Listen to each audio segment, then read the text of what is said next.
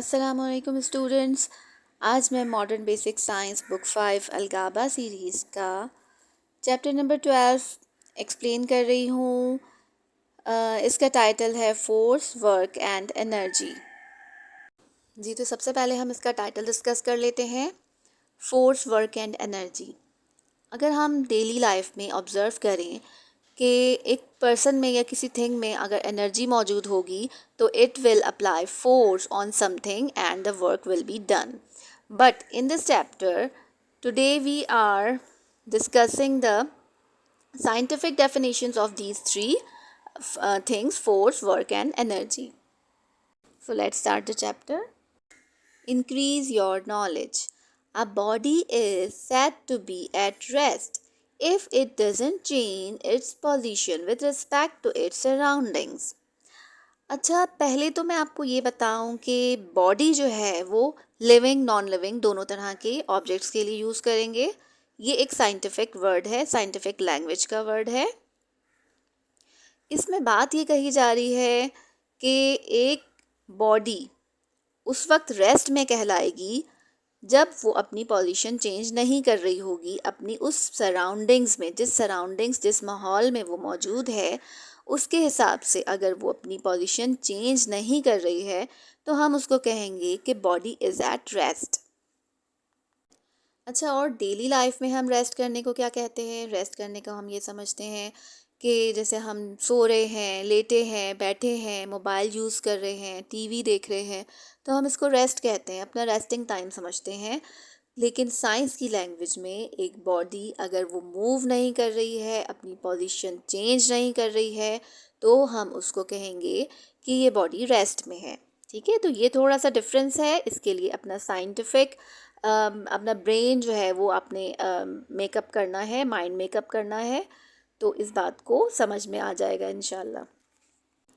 Similarly a body is said to be in motion.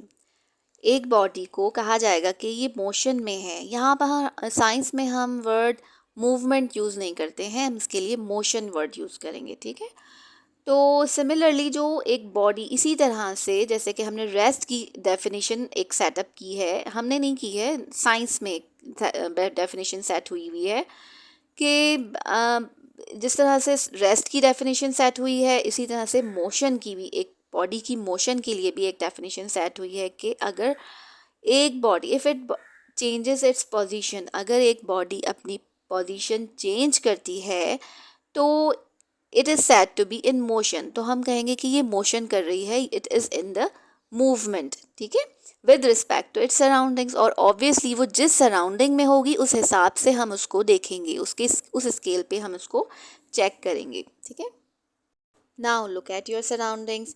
You will observe that some objects like handcarts, bicycles, cars and buses are moving in motion. इसको brackets में लिख दिया है कि ये motion में है. While some other things and objects like trees, signboards, doors and windows are not moving at rest. ये मूविंग नहीं है, ये रेस्ट में है. ठीक है, You know that the state of motion can be changed by applying force. अच्छा, ये बात भी इन्होंने बताई है कि हमें ये मालूम है कि मोशन की स्टेट जो है वो मोशन स्लो मोशन में है, तो हम उसको फास्ट मोशन कैसे कर सकते हैं, फास्ट मूविंग कैसे कर सकते हैं? हम उस पर कुछ फोर्स अप्लाई करें और वो उसकी तेज़ स्पीड हो जाएगी। अगर हम उसको रोकना चाहते हैं, स्टॉप करना चाहते हैं, तो भी हमें फोर्स अप्लाई करनी पड़ेगी। तो यहाँ पर हमें दो चीज़ें क्लियर हो चुकी हैं कि if a body is in rest और if a body is in motion. ये हम किस तरह मालूम करेंगे? ये हम इस तरह मालूम करेंगे कि if it is either it is changing its position और नॉट। ठीक है, अच्छा, यहाँ नेक्स्ट पेज पे है increase your knowledge. Motion is of 3 types. अब मोशन की 3 टाइप्स बता दी हैं. Number 1 is translatory motion. अच्छा, translatory motion in which the whole body moves through the. अच्छा, यहाँ कुछ मिस्टेक्स हैं, सेम 2 बार लिखा हुआ है, अगर आपकी बुक में इसको ठीक कर लें, ये सम डिस्टेंस है. तो translatory movement is a movement where a body moves through some distance. कुछ डिस्टेंस वो कवर कर लेती है, तो इस टाइप की मोशन को हम कहेंगे translatory motion. Number 2 is the circulatory motion in which a body moves in a circular path. एक circular path को follow कर रही है, उस पे move कर रही है कोई body, तो हम उसको उसकी movement को कहेंगे circulatory motion या circulatory movement. Number 3 is vibratory movement, the vibratory motion in which a body moves to and fro about a fixed point. एक fixed point है, उस point के आस पास to and fro मूव कर रही है, जैसे कि पेंडुलम मूव करता है इन अ क्लॉक. उसका एक सेंट्रल पॉइंट होता है, उसके same distance right same distance left पे वो मूव कर रहा होता है. बिल्कुल इसी तरह से जो झूले हैं वो मूव करते हैं, जिस तरह से वो झूले का जो मूवमेंट है वो भी एक टू एंड फ्रो मूवमेंट होती है. अब नेक्स्ट पैराग्राफ स्टार्ट हो रहा है, इसमें फोर्स को एक्सप्लेन किया हुआ है. We can produce motion in an object only when we apply force on it. हम किसी चीज़ को उस वक्त तक मोशन में प्रोड्यूस नहीं कर सकते, उसमें मोशन प्रोड्यूस नहीं कर सकते या उसको मूव नहीं करा सकते जब तक कि हम उसके ऊपर कोई फोर्स अप्लाई ना करें. ठीक है. A force is defined as a push and pull which changes or tries to change the state of motion or rest of a body when it is applied on it. इस sentence में force की definition बताई जा रही है. Force को हम define कर सकते हैं दो तरीक़ों से, या तो पुश किया जा सकता है या पुल किया जा सकता है. दोनों तरीक़ों से फोर्स अप्लाई की जा सकती है. पुश का मतलब है धक्का लगाना और पुल का मतलब है खींचना. तो ये फोर्स जो है या तो वो उस बॉडी की जिसके ऊपर फोर्स लगाई गई है या तो वो उसकी कंडीशन को चेंज कर देगी. अगर कोई बॉडी मूव कर रही है तो उसको रेस्ट में ले आएगी, अगर रेस्ट कर रही है तो उसको मूवमेंट में ले आएगी. अगर हमने इतनी क्वांटिटी में फ़ोर्स लगाई है जितनी की ज़रूरत है और अगर हम उससे कम फोर्स अप्लाई करते हैं तो उससे ये होगा कि फोर्स लगा तो दी हमने लेकिन उसकी बॉडी की कंडीशन चेंज नहीं होगी. लेकिन हम ये कहेंगे tries to change the state. तो ये जो ये वाली बात कही है, tries to change the state of motion और रेस्ट, कि वो उसको कोशिश की गई है फोर्स के ज़रिए, पुश या पुल के ज़रिए, और उसकी कंडीशन को चेंज नहीं किया है लेकिन कोशिश की गई है. ठीक है. तो इस तरह से हमने फोर्स की डेफिनेशन समझ ली है कि force is defined as a push और pull which changes or tries to change the state of a body when it is applied on it. आगे बढ़ते हैं. Some common examples of force are pushing or pulling of his cart by a fruit or vegetable vendor, pushing or pulling a door to open or close it, and kicking a football. इसका मतलब है कि कुछ common examples force की यहाँ पर दी हुई हैं.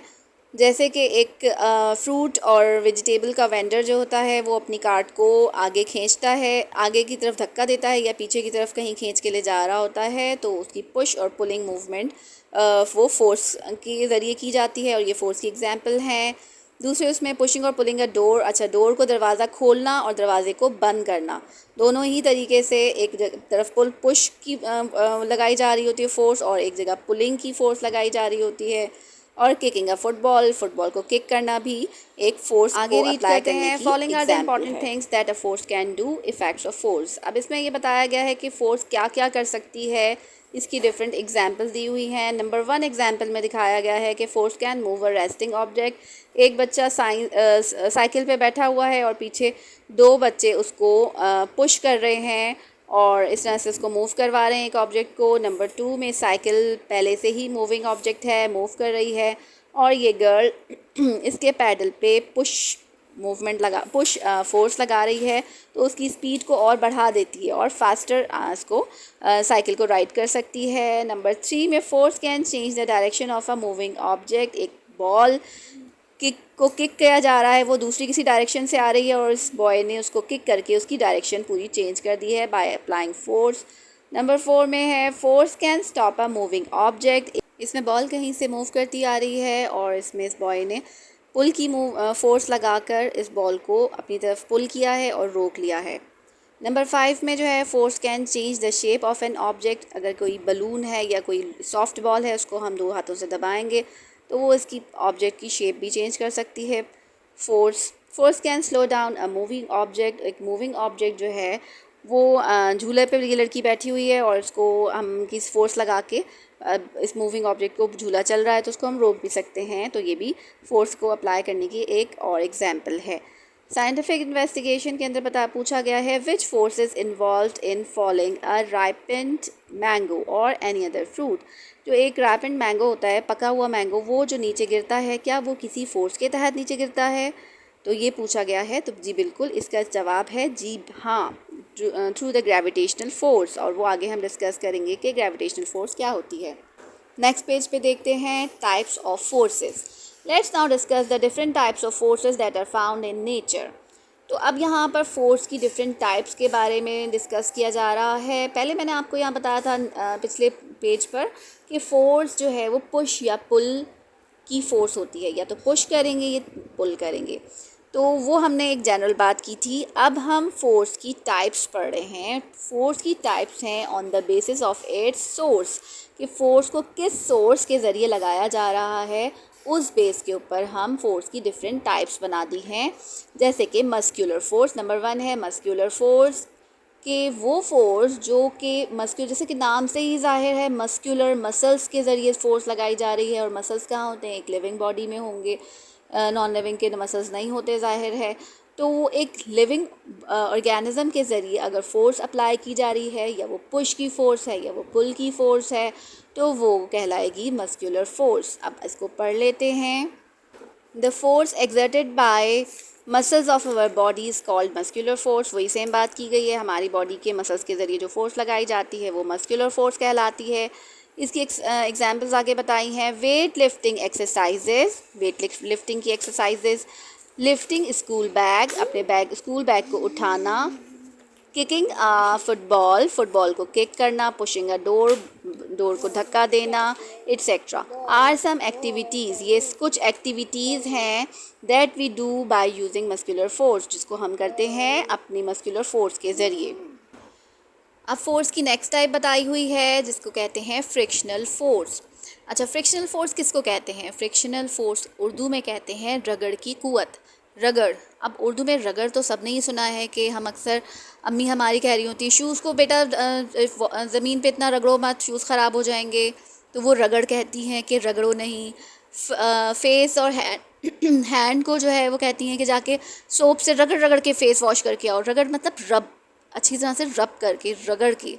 और इसके अलावा इस तरह की बहुत सारी एग्जांपल्स हम डेली लाइफ में बोलते हैं रगड़ने का लफ्ज़। तो रगड़ने के लफ्ज़ का मतलब है रब करना, और रब करना है दो सरफेसेस आपस में रब हो रही होती हैं। जैसे अगर हम सर्दियों में हम हाथों को गर्म करने के लिए दोनों हाथों को रगड़ते हैं, दोनों हाथों की सरफेसेस को आपस में जो रगड़ रहे होते हैं उससे हमें गर्माई महसूस होती है। तो गर्माई तो वो हीट एनर्जी होती है, वो प्रोड्यूस हो जाती है, लेकिन रगड़ने का मतलब जो है वो एक दूसरे दो सरफेसेस को आपस में रगड़ने को कहते हैं। और रगड़ की कुव्वत, फ्रिक्शनल फोर्स, वो हर सतह में हर तरह की जो सरफेस होती है उसमें मौजूद होती है। और फ्रिक्शनल फोर्स का काम क्या होता है? फ्रिक्शनल फोर्स का काम ये होता है कि वो मूवमेंट को अपोज करती है। जैसे अगर हम किसी चीज़ को मूव करा रहे हैं, एक सतह को दूसरी सरफेस पे, एक सरफेस को दूसरी सरफेस पे अगर मूव करा रहे हैं राइट डायरेक्शन में, तो उसकी जो फ्रिक्शनल फोर्स जो उसके अंदर पैदा हो जाती है वो उसको अपोज करेगी और वो उसको ताकत लगाएगी इन द लेफ़्ट डायरेक्शन में उसको अपोज करेगी और उसको रोकने की कोशिश करेगी। तो इसी वजह से हीट भी जो प्रोड्यूस हो जाती है, तो वो हीट भी इसीलिए प्रोड्यूस हो जाती है। तो अब रगड़ की कुव्वत या फ्रिक्शनल फोर्स आपको कुछ डेली लाइफ से समझ में आ गया होगा। अब हम पढ़ते हैं बुक में। Frictional force, friction is the force that opposes the motion and therefore stops or tries to stop or slow down a moving body। ठीक है, फ्रिक्शन वो कुव्वत है, वो ताकत है, वो फोर्स है जो अपोज करती है, मुखालफत करती है मोशन की, मूवमेंट की। उसको मूवमेंट करना पसंद नहीं है फ्रिक्शन को। एंड देयरफॉर, इसलिए स्टॉप्स और ट्राइज टू स्टॉप्स, या तो स्टॉप कर देगी या रोकने की कोशिश करेगी, या स्लो डाउन कर देगी किसी अब मूविंग बॉडी की स्पीड को या मूविंग बॉडी को बिल्कुल ही स्टॉप कर देगी या उसकी स्पीड कम कर देगी। A ball moving on the ground comes to rest on its own after some time due to the force of friction. तो एक बॉल को अगर हम ज़मीन पर छोड़ दें तो वो मूव करते करते अचानक रुक जाती है, तो वो भी फ्रिक्शनल फोर्स की वजह से ही आहिस्ता आहिस्ता रुक जाती है। अच्छा, ये बात ध्यान में रहे कि फ्रिक्शनल फोर्स हमेशा दो सरफेसेस के आपस में रगड़ने से स्पॉन्टेनियसली खुद ब खुद पैदा हो जाती है। ये पहले से मौजूद नहीं होती है, ये खुद पैदा होती है और ये हमेशा फोर्स जिस डायरेक्शन में मूवमेंट की जो डायरेक्शन होती है उसकी हमेशा ऑपोजिट ये एक्ट करती हैं और दोनों ही सरफेसेस में फ्रिक्शनल फोर्स पैदा हो जाएगी। दोनों ही सरफेसेस जो है एक दूसरे की को अपोज करेंगी कि मूव ना करें, ठीक है। और ये रफ़ सरफेसेस में ज़्यादा होती है और जो स्मूथ सरफेसेस होती हैं उसके अंदर ज़रा ये कम होती है। Helps us walk smoothly on the ground. Friction हमें हेल्प करती है कि हम ग्राउंड पर स्मूथली वॉक करें। तो इसकी एग्जांपल आप इस तरह समझ लें कि अब अगर हम रोड पर चलते हैं तो हमें रोड पर कोई स्लिपरी हमने शूज़ पहना हुआ है, लेडीज़ शूज़ अक्सर उनका सोल जो है वो बहुत स्लिपरी सा होता है, तो उस शूज़ के साथ अगर हम रोड पर वॉक करें तो हम आराम से वॉक कर सकते हैं। लेकिन अगर हम किसी मॉल में जाते हैं जहाँ पर मार्बल का फ़र्श होता है और वो बहुत ज़्यादा सरफेस जो है वो स्मूथ होती है, बहुत प्लेन फ़र्श होता है, बहुत प्लेन जो है उसका ग्राउंड होती है, तो उस पे हम जब उस शूज़ के साथ चलते हैं तो हमें बहुत ज़्यादा स्लिप होने का ख़दशा होता है और हम गिरने का डर होता है और अक्सर हमारा पैर स्लिप हो रहा होता है। तो इस बात से समझें कि वहाँ पर फ्रिक्शन बहुत कम होती है। एक तो हमारे पास शूज़ भी जो है वो बहुत ज़्यादा स्लिपरी है, स्लिपरी सरफेस पे वैसे ही फ्रिक्शन कम है, तो शूज़ में भी फ्रिक्शन कम है और जिस ग्राउंड पे हम चल रहे हैं वो सरफेस जो मार्बल की जो है वो उसके अंदर भी फ्रिक्शन कम है क्योंकि वो भी बहुत स्मूथ है, बहुत प्लेन है उसकी सरफेस। तो इस तरह से हमें चलने में बहुत परेशानी होती है। तो इसकी वजह बिल्कुल ये जो बात की है उसकी समझ में आपको आ गई होगी कि फ्रिक्शन की जो, और अगर हम उस सरफेस पे जो है, अगर हम मॉल में हम कोई जॉगर्स पहन के जाएं या कोई ऐसे शूज़ पहन के जाएं जिसके अंदर मार्क्स होते हैं, जिसमें निशान होते हैं, तो उसमें चलने में हमें ज़्यादा आसानी से हम चल लेते हैं। तो वो जो है यही वजह है कि उस शूज़ में फ्रिक्शन ज़्यादा होती है। मार्बल के फ़र्श में अगर कम है तो शूज़ की फ्रिक्शन बढ़ जाती है, तो फिर वो उसको मैनेज कर लेती है, ठीक है। आगे लिखा है force of friction is more on rough surface than on smooth surface. ये भी थोड़ी देर पहले जो मैंने बात की है कि फ्रिक्शनल फोर्स रफ सरफेसेस में ज़्यादा होती है और स्मूथ सरफेसेस में बहुत कम होती है। इसकी एग्जांपल मैं दे चुकी हूँ। नेक्स्ट टाइप है मैकेनिकल फोर्स। जैसे कि नाम से ही ज़ाहिर है, मैकेनिकल, मशीन की स्पेलिंग भी MACHINE मशीन की स्पेलिंग होती है। तो जो मशीन्स के ज़रिए, जो मोटर्स के ज़रिए फोर्स अप्लाई की जा रही होती है उसको मैकेनिकल फोर्स कहते हैं। इसको बहुत ही आसान है, इसको आप याद कर सकते हैं। याद करने के क्लूज़ हैं ये छोटे छोटे से जो मैं आपको बता रही हूँ। मैकेनिकल और मशीन्स की दोनों की स्पेलिंग शुरू की थोड़ी सेम है। तो आगे पढ़ते हैं, तो इसमें पढ़ लेते हैं। The force produced by a machine is known as mechanical force. वो फोर्स जो मशीन्स के ज़रिए प्रोड्यूस कराई जाती है वो कहलाती है mechanical force. Cars, buses and other vehicles and things like sewing machine move due to the mechanical force produced by their engines। तो जो अंदर इंजन्स लगे हुए हैं उनके, सारे ही कार हो, बस हो, ये स्विंग मशीन हो, इन सब में इंजन्स लगे हुए हैं जिनको मोटर कहते हैं।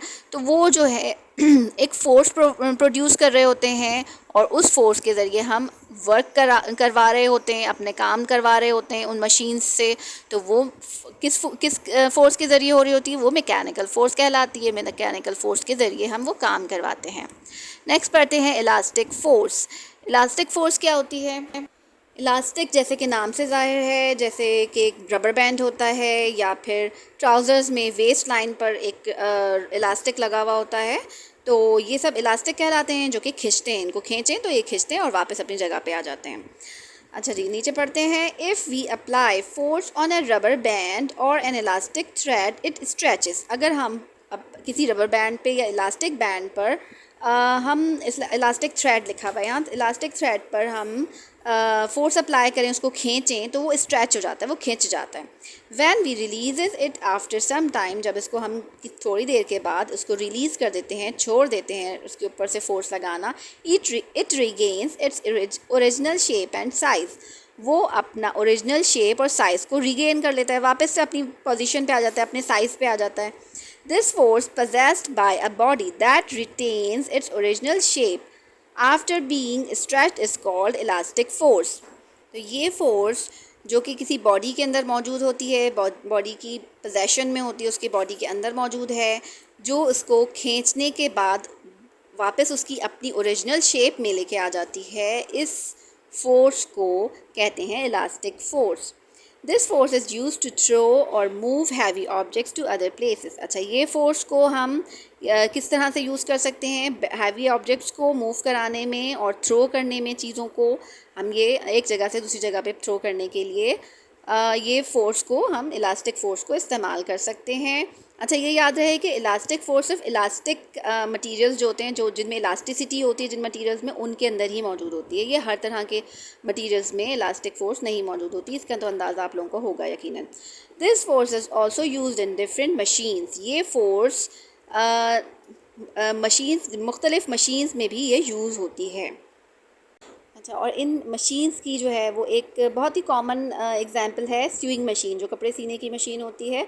उसमें भी एक इलास्टिक रबर बेल्ट लगी हुई होती है, जो कि मोटर के व्हील से और मशीन का जो हैंडल जहाँ लगा होता है उसके व्हील से अटैच हुई हुई होती है, उसके ऊपर लगा दी जाती है. और रबर का जो बेल्ट होती है उसमें थोड़ी सी इलास्टिसिटी होती है, जितनी चाहिए होती है वो उसके लिए काफ़ी होती है, और वो इस तरह से उसको मूव कराती है. और ये इसकी कॉमन एग्जाम्पल है.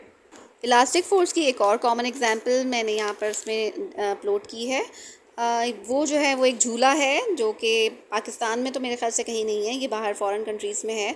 और ये देखिए, इस झूले में वो इलास्टिक बैंड से एक पर्सन को बांध दिया गया है और वो उसको पानी में डिप कराता है, और जो कि बहुत ही डेंजरस लग रहा है. मगर ये इस तरह से इसकी एक कॉमन एग्जांपल है इलास्टिक फ़ोर्स की, कि वापस इलास्टिक अपने उसको थ्रो किया जा रहा है इलास्टिक को, और फिर वो वापस से उसको ऊपर पुल कर लेता है. ये उन लोगों के लिए अच्छा है जो वाटर डाइविंग का शौक़ रखते हैं, वाटर डाइविंग की इनको आदत होती है, करते रहते हैं. और हमारे लिए तो ये बहुत डेंजरस लग रहा है.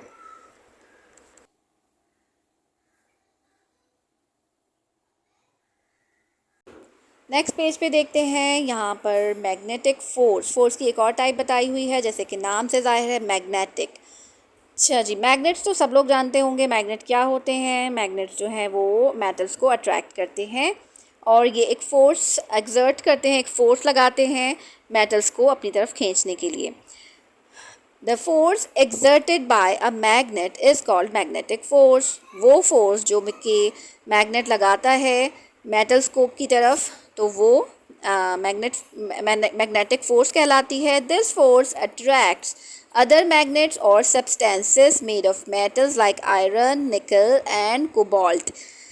तो जी ये बात बता रहे हैं कि फ़ोर्स ये कहाँ कहाँ काम आती है, किस किस को अट्रैक्ट करती है. वो या तो अदर मैग्नेट को अट्रैक्ट करेगी, या फिर दूसरे सब्सटेंसेस जो कि मेटल्स होती हैं लाइक आयरन, निकल और कोबाल्ट को अपनी तरफ खींचते हैं.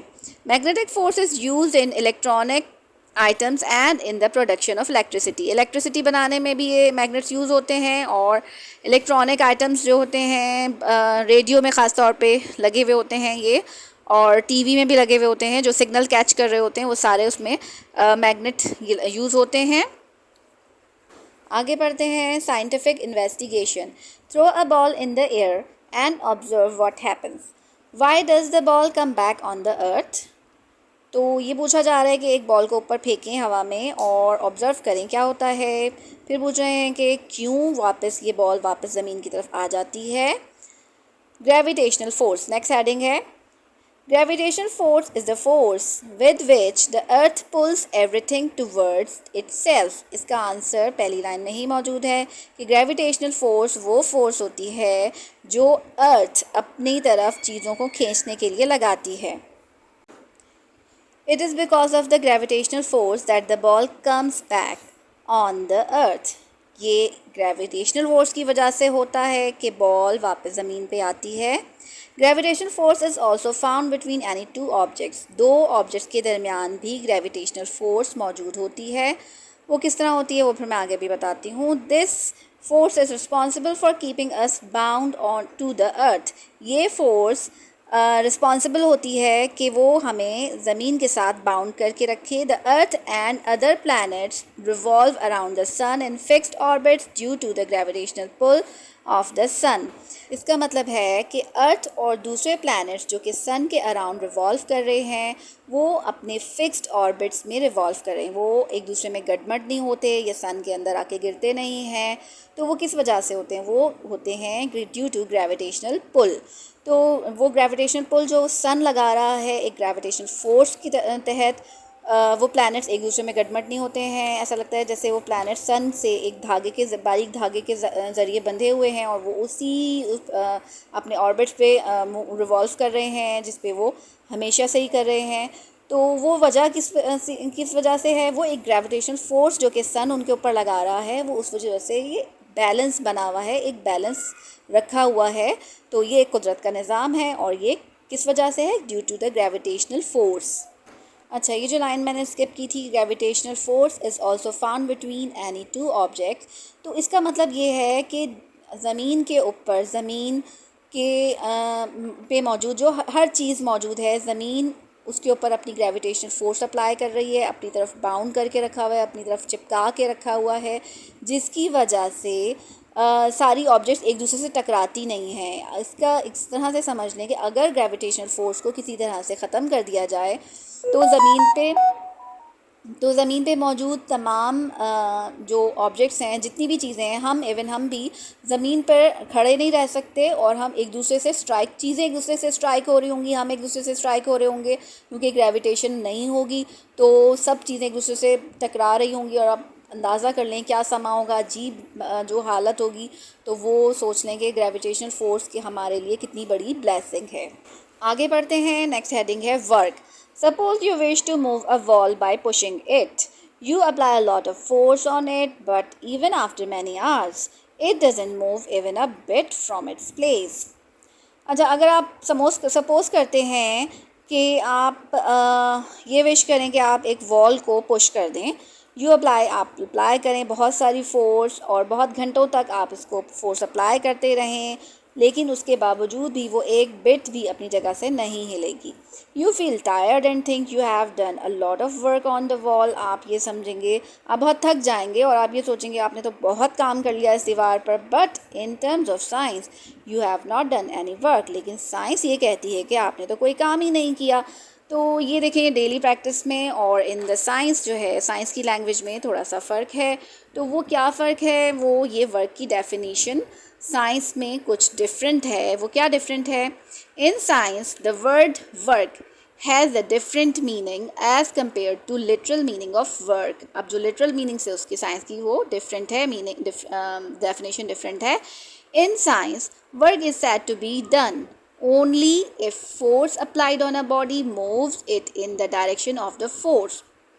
साइंस क्या कहती है? साइंस कहती है कि काम हो रहा है, काम उस वक्त होता है जिस के लिए हमने फोर्स अप्लाई की है, जिस डायरेक्शन में, तो उस बॉडी ने उस डायरेक्शन में मूव भी किया हो तो जाके वो काम होगा। आगे पढ़ते हैं। और when we use a force to move an object to a distance when both the force and the motion of the object are in the same direction. अच्छा, इसमें ये भी बात बताई है कि ये भी रूल है कि जिस डायरेक्शन में हमने फोर्स अप्लाई की है और जिस डायरेक्शन में अगर उस बॉडी ने जिस पे हमने फोर्स अप्लाई की है उस डायरेक्शन में भी उसी डायरेक्शन में ही मूव किया है तो हम कहेंगे कि वर्क हुआ है। Moving a cart, kicking a football, picking up a book from the table or out of the bag and keeping it on the shelf, hitting a ball with a bat, etc. are some examples of work.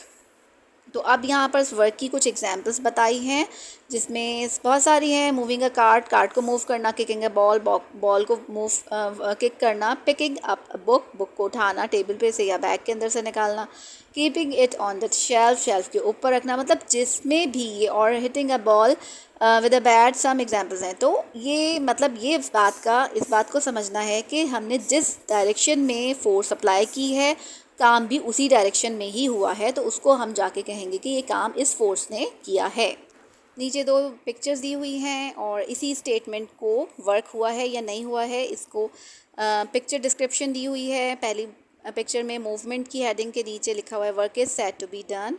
इसमें boy chair को move कर रहा है, और no movement के next picture में no movement लिखा है, इसमें लिखा है no work is said to be done. और इस पिक्चर में यही दिखाया गया है कि ये एक बुक शेल्फ है जो कि बहुत हैवी है। इस बॉय के हिसाब से वो इसको मूव करने की कोशिश तो कर रहा है, फोर्स अप्लाई कर रहा है, मगर वो मूव नहीं हो रही, तो इसलिए यहाँ पर वर्क डन नहीं हुआ है।